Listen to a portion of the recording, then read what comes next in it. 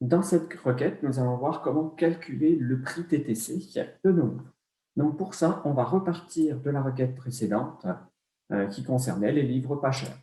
On va avoir deux manières de créer le prix TTC, ce qui fait que même si on n'a pas tous les éléments, on pourra quand même calculer notre prix TTC. Donc je fais un clic droit sur ma requête, je l'ouvre en mode création.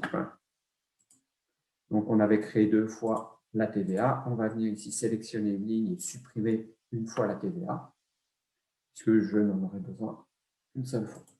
Et on va aller tout de suite dans Fichier, Enregistrer sous. On va demander d'enregistrer l'objet sous et on va l'appeler R12, calcul du prix TTC. OK, donc j'ai bien ma requête, je vais pouvoir le faire.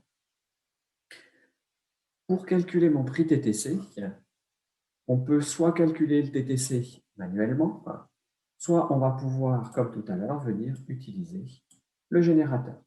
Donc, on va se servir du générateur. Donc, mon prix TTC, je vais pouvoir dire c'est le prix hors taxe, donc mon champ prix hors taxe, plus mon champ TVA. Comme j'avais enregistré ma requête, il n'y a aucun problème, j'ai bien accès à mes deux valeurs. Et je vérifie bien systématiquement ici que dans mes champs de requête, il se soit coché affiché.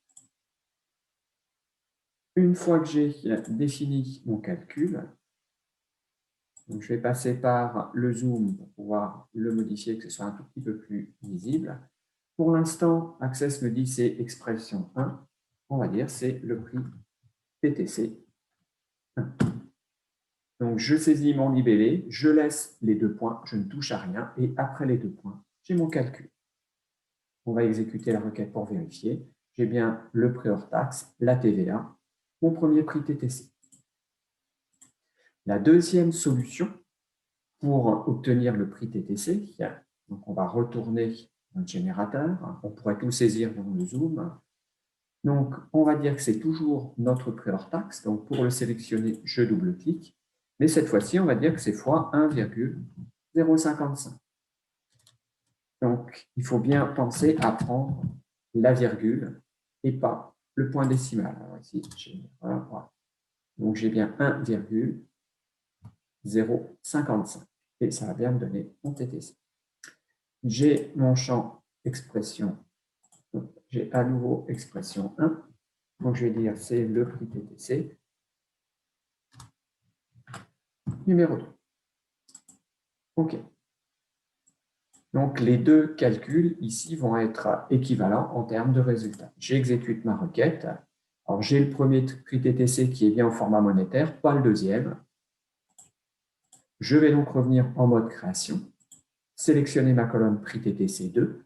Je vais aller sélectionner ma feuille de propriété et je vais demander un format monétaire. J'enregistre, j'exécute ma requête et j'ai bien deux fois le même prix, deux fois le prix TTC.